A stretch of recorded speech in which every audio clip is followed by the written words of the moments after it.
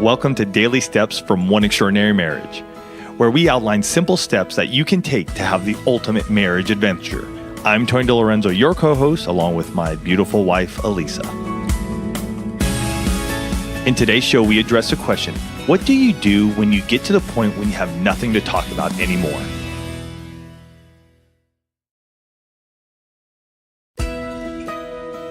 This person goes on to say, we go out to dinner and just stare across the table at each other. We've been there. Oh, I remember that. We've been there. I remember that season. And it was painful to have the conversation, and it was painful to not have conversation. It was painful to go on the date and stare at each other.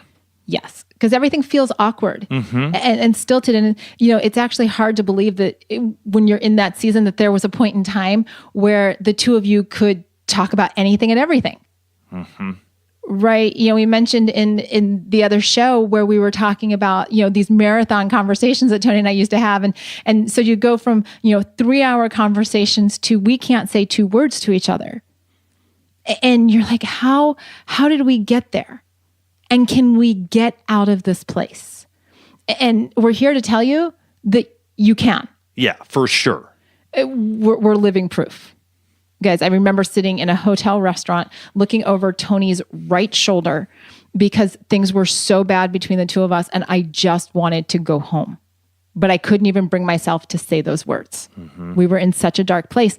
And what we had to do to come out of that was, the first thing is you've got to commit to making a change in your marriage, right? If you've got nothing to talk about, then we have to, remember that at one point in time, we did have things to talk about, and we have to commit that the future is not going to look like the present. And I think the biggest thing is we get held back by what was instead of what is today. So things have happened in your lives. You got married, not too sure, but maybe you have kids now. Maybe you've gotten a job, lost a job. Maybe you bought a house. Maybe you've moved across the country. Maybe you've had the loss of a close family member.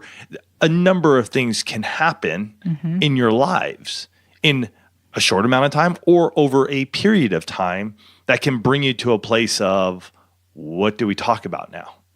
And before we get to just ideas on how to get to those topics, I want you to actually give yourself grace to not have marathon conversations. Yes. Right? You don't have to go from this place where you're not talking to suddenly sitting down and having like a 2-hour conversation.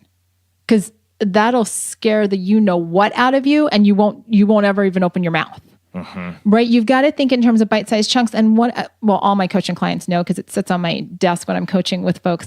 One of my most favorite communication tools is a timer, like the old-fashioned, digital timer. It's not on my phone. It's actually it's a separate individual device. And the reason I love this is because you can set the timer for, let's say, 10 minutes, 15 minutes, 20 minutes. And that's the length of your conversation, right? Because that seems doable. Right? If we're not, we know it's going to go off and it's actually going to beep and there's going to be an end time. Here's another thing though, too. To get the conversation started again, sitting across from each other can be very difficult.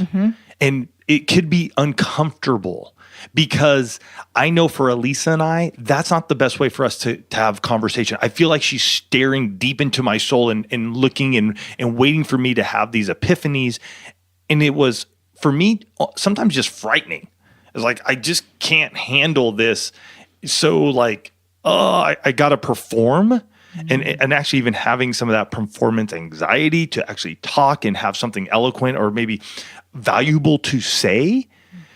So make sure that you change up that situation. Because if you're sitting across from each other and it's not doing well, then maybe sit on the same side of each other. Maybe go out on a picnic and instead of, sitting across the table from each other, sit on a blanket, have a picnic basket between you guys and look at the stream or the mountain or the lake or whatever it may be where you're at.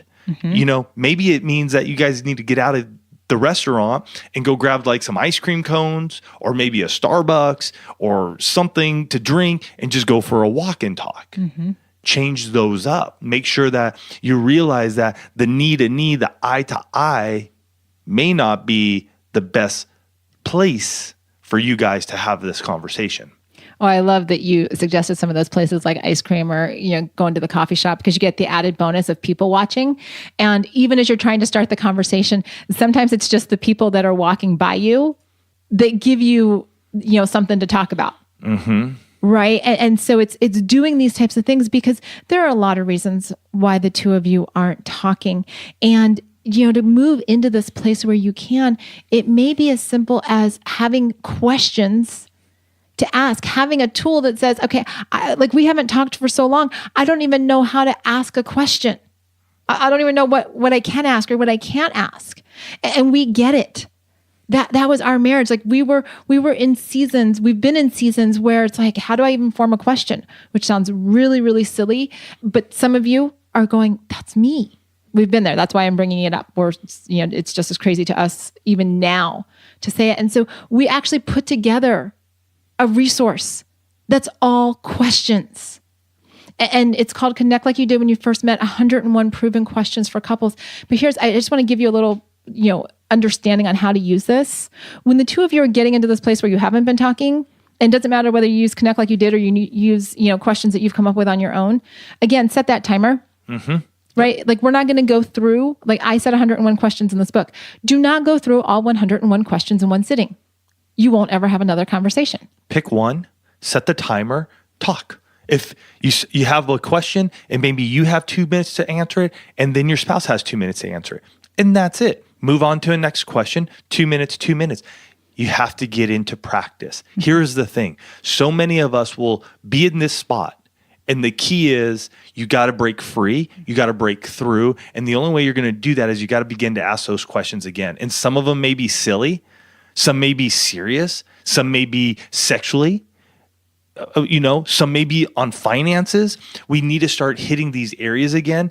But the way to do it is to do it in bite-sized chunks where we begin to get those conversations going. Look at our surrounding, look at our situation, how and what is the best place for us to do that so that we have the opportunity to begin to foster that communication again. And we have things to begin to talk about again. And when we do that, it's amazing what happens. We talked about this in a previous show. Love is not a noun, it's a verb. Those loving feelings start coming up because you guys are connecting again in the emotional intimacy. If Connect Like You Did is a tool you need in your marriage, check out connectlikeyouDid.com.